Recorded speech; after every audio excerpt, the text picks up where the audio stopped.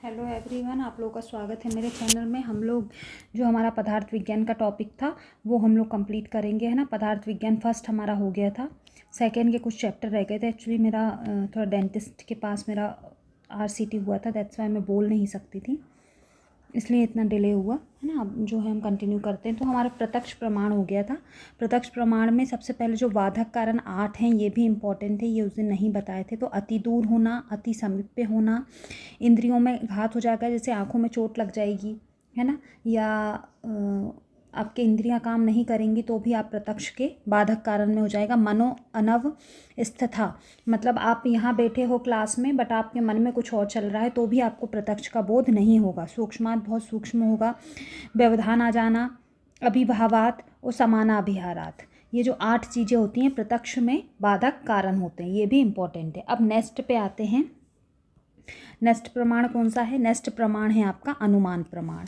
तो अनुमान प्रमाण में, इस प्रमाण में भूत, भविष्य और वर्तमान तीनों कालों के विषयों का ज्ञान होता है। सबसे पहले तो आपको ये इसमें ध्यान रखना है, ठीक है। लिंग को देखकर लिंगी का दोष रहित ज्ञान, यदि इसका एक कोटेशन में दिया, लिंग परामर्शो अनुमीयते लिंग परामर्शो अनुमानम, तर्क भाषा ने ये बोला है। लिंग को देखकर लिंगी का दोष रहित ज्ञान, लिंग को देखकर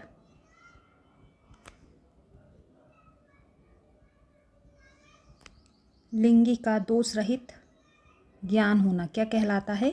अनुमान कहलाता है ना। लक्षण देख लीजिए। चरक विमान स्थान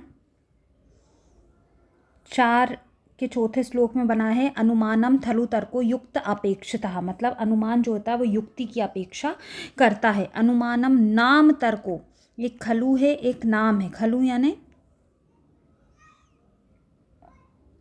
एक कन्फर्म, है ना, और नाम तर्को युक्त अपेक्षता ये भी चरक ने ही बोला है। चरक विमान स्थान 8 के 40वें श्लोक में ये बोला गया है। तो अनुमानम खलु तर्क युक्त अपेक्षा, अनुमानम नाम तर्क युक्त अपेक्षता, ये दोनों ही किसकी कोटेशन है? चरक की है। येन अनुमिते तद अनुमानम, ये तर्क भाषा ने बोला है। अनुमिति कारणम अनुमानम, ये तर्क संग्रह ने बोला है। लिंग परामर्शे नाम अनुमीयते अतो लिंग परामर्शो अनुमानम, ये तर्क भाषा ने बोला है। युक्ति सापेक्ष तर्क, युक्ति का सापेक्ष तर्क ही क्या है?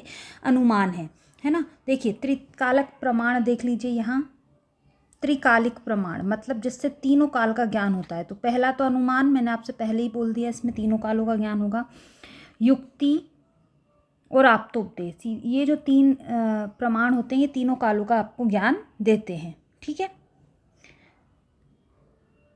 ये त्रिकालिक प्रमाण है, मतलब ये तीनों कालों के बारे में आपको बताएंगे। पर त्रिकालिक ज्ञान, ज्ञान मतलब जो प्रूफ कर पाए हम, वो केवल अनुमान देता है, ये आप ध्यान रखिएगा, ठीक है। युक्ति का सापेक्ष तर्क होना ही क्या है? अनुमान है। जैसे अग्नि जरन शक्तियाँ, उत्तम पाचन शक्ति से उत्तम अग्नि का अनुमान लगाया जा सकता है। उत्तम व्यायाम शक्ति देखकर उत्तम बल का अनुमान लगाया जा सकता है। इंद्रियों की शक्ति का अनुमान लगाया जा सकता है। ये सब इसके एग्जाम्पल हो जाएंगे। सिंपल है, इतना कोई डीप में आता नहीं है।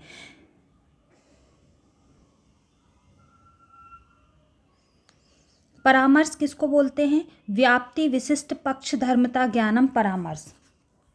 तो यदि परामर्श की बात की जाए तो परामर्श क्या होता है? व्याप्ति विशिष्ट पक्ष धर्मता, ठीक है। व्याप्ति क्या होती है? सहचर नियमों व्याप्ति, मतलब स्वाभाविक संबंध को, किसी भी चीज के स्वाभाविक संबंध को व्याप्ति बोलते हैं। और व्याप्ति विशिष्ट, यदि पक्ष की धर्म पक्ष में है, व्याप्ति पक्ष धर्मता है तो उसे परामर्श कहते हैं, ठीक है। नेक्स्ट पढ़ने पे आइए।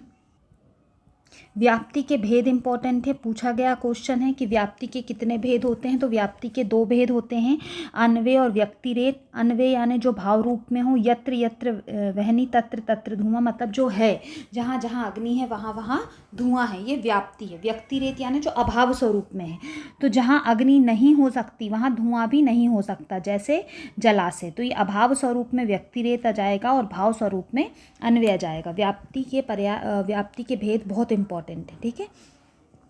व्याप्य क्या होता है? यह व्याप्यते सा व्यापा, जो व्याप्त हो वह व्याप्य होगा। जैसे धूम, है ना। इस एग्जाम्पल में देखा जाए तो क्या व्याप्त है, धूम, तो ये व्याप्य होगा। व्यापक, यह व्याप्त नोति सा व्याप्ता, मतलब जिसके कारण हो रहा है वो व्याप्त, वो क्या हो जाएगा, व्यापक हो जाएगा।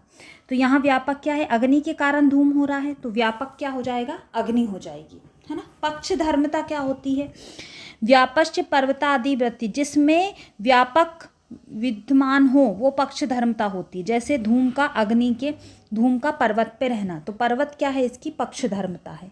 ठीक है। पक्ष क्या होता है, संदिग्ध साध्यवान पक्षः, धूमत्व के संदर्भ में पर्वत पक्ष है, जिसमें व्यापक का होना संदिग्ध हो, दिख रहा है कि है, पर अपन को पास जाके देखना पड़ेगा कि है कि नहीं है, तो वो भी पक्ष है, और यदि उसमें है तो वो पक्ष धर्मता हो जाएगी। सापक्ष निश्चित साध्यवान होना, यदि आपने कंफर्म कर लिया कि हाँ इधर ही धुआं निकल रहा है, तो ये क्या हो जाएगा, सापक्ष हो जाएगा।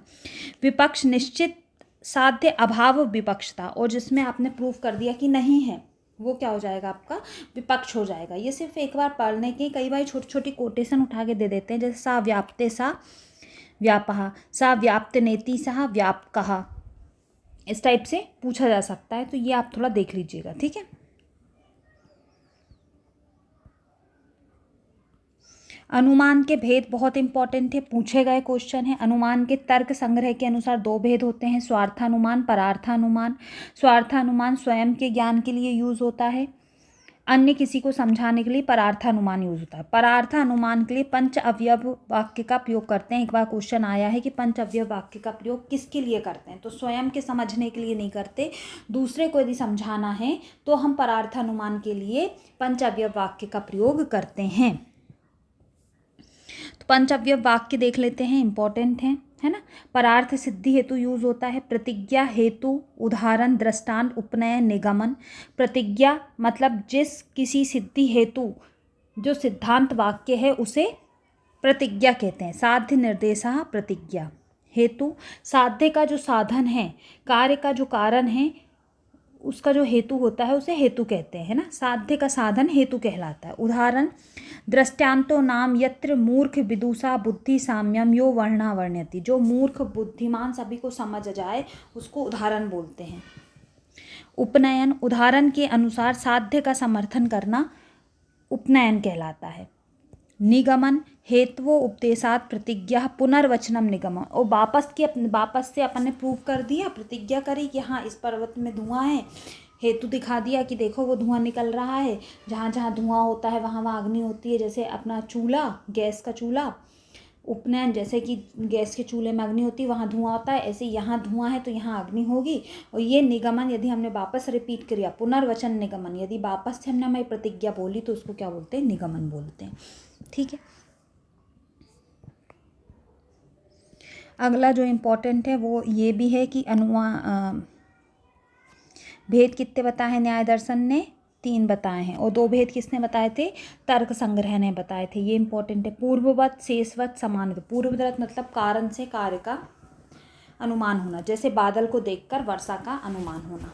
ठीक है। शेषवत, कार्य से कारण को देखना, गर्भ को देखकर मैथुन का ज्ञान होता है, कोई प्रेग्नेंट है तो इसने सेक्स किया होगा, है ना। सामान्य तो दृष्ट क्या होता है, कार्य व कारण दोनों से भिन्न, यथा एक स्थान पर पुष्पित कदम को देखकर अन्य कदम को पुष्पित होने का अनुमान देखना, है ना। जैसे एक में आम आ रहा है तो हम करेंगे कि आम का सीजन आ गया, हर पेड़ में आम आ रहे होंगे, ये सामान्य तो दृष्ट होता है। लिंग के भेद इंपॉर्टेंट है, तो आप देखिए यहाँ लिखते जाइए। अनुमान प्रमाण के 2 भेद माने हैं तर्क संग्रह ने, 3 माने हैं न्याय दर्शन ने। व्याप्ति के कितने भेद थे, व्याप्ति के 2 भेद थे। लिंग के कितने भेद बताए हैं, लिंग के 3 भेद बताए हैं, अन्वय व्यक्तिरेति, केवला अन्वयी और केवला व्यक्तिरेति। सद हेतु में कितने गुण होते हैं, 5, एक बार क्वेश्चन आया है। सपक्ष सत्व, विपक्ष असत्व, आवाधिक विषयत्व और असत्य प्रतिपक्ष।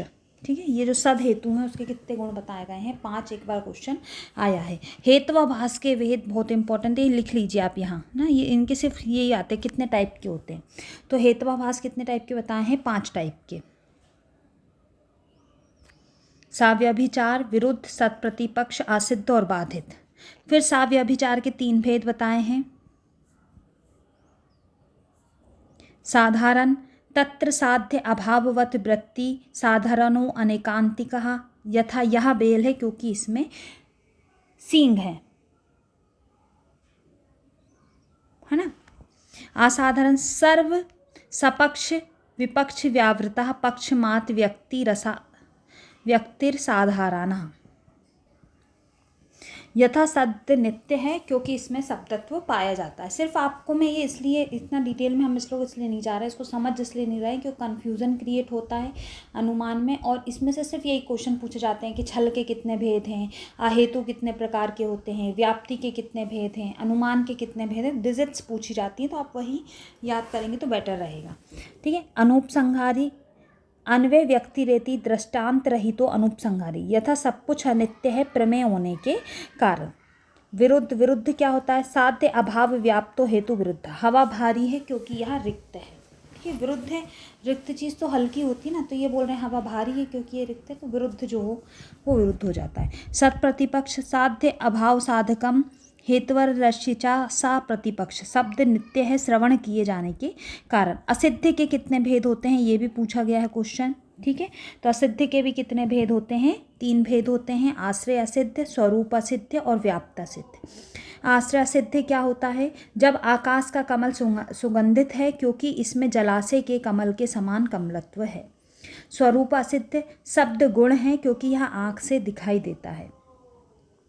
व्याप्ता सिद्ध क्या हुआ? सा उपाधितो हेतु व्याप्तत्व, पर्वत पर धुआं है क्योंकि वहाँ अग्नि है। ठीक है। 5वां हेत्वाभास कौन सा होता है? बाधित। यस्य साध्य अभावः प्रमाणांतरे निश्चिता सा बाधित, बर्फ पानी में डूब जाता है क्योंकि यह ठोस होता है। तो यहाँ जो है हेत्वाभास कितने बताए हैं? 5 बताए हैं।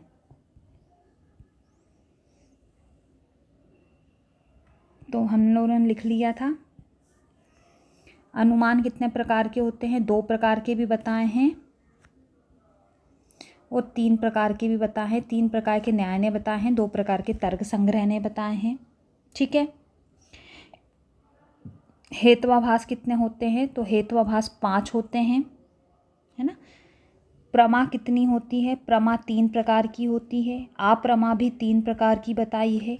छल जो है वो 3 प्रकार का बताया है। चरक ने 2 प्रकार का बताया है।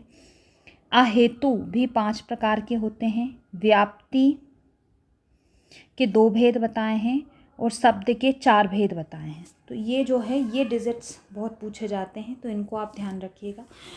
एक चरक विमान स्थान में अनुमान द्वारा ज्ञातत्व विषय बताए हैं, है कि किस अनुमान से क्या होता है, तो कई बार वो पूछ लेते हैं, तो हम उसमें से कुछ इंपॉर्टेंट यहाँ नोट कर लेते हैं। जैसे अग्नि से किसका अनुमान लगा सकते हैं? जलन शक्ति का। ठीक है। मोह से अविज्ञान का अनुमान लगाया जा सकता है, ये चरक ने बताए। किसने बताए हैं? चरक ने। धृति से लौल्य का, लालच का अनुमान लगाया जा सकता है। भय से विषाद का, इंपॉर्टेंट बता रही हूँ मैं। ठीक है। संज्ञा से नाम ग्रहण, एक बार पूछा गया क्वेश्चन है। ठीक है, हम नाम क्यों रखते हैं? क्योंकि हमें उसका बोध हो, है ना। व्याधि से किसका? वेदना का, वेदना से व्याधि का लगाया जा सकता है। विज्ञान से किसका अनुमान लगाते हैं? व्यवसाय का। ठीक है। उपाधि से अनुबंधता का। शोक से दीनता का। ठीक है। प्रीति से तोष का।